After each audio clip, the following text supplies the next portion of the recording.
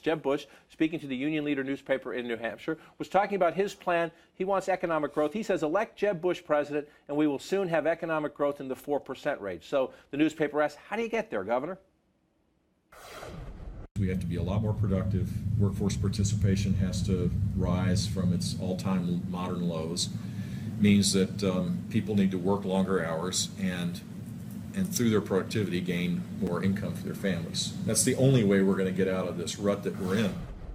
People need to work longer hours. At the Democratic National Committee and at the Clinton campaign, that was the ding, ding, ding. They thought maybe they had the new 47%. Right. They had a Republican candidate who sounded insensitive to American workers or was insulting American workers, saying workers aren't out there working hard enough. Look at this tweet from the Hillary Clinton campaign. Anyone who believes Americans aren't working hard enough hasn't met American workers.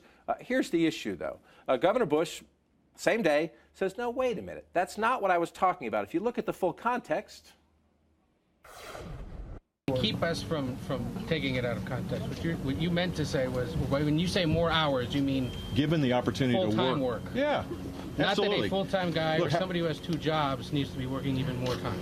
Absolutely not. Their income needs to grow.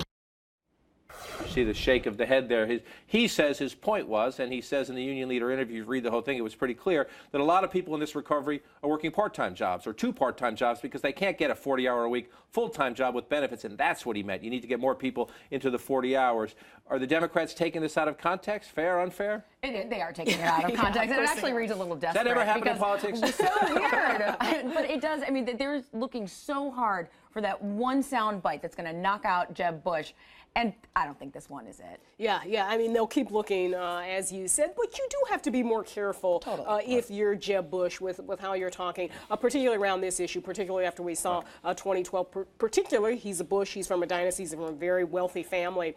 So yeah, he's got to be a little bit more careful. I do think this whole idea about talking about workers and automatically goes to the question of wages and minimum wage, and that's something where I think Democrats do have something of an edge because they're the ones pushing for a higher minimum wage. They're going to make the case that if you've got an investment account, if you've got a hedge fund, or even if you just have a 401k, you've done pretty well. What about the worker? This should be the election, the economy changed to based on the worker.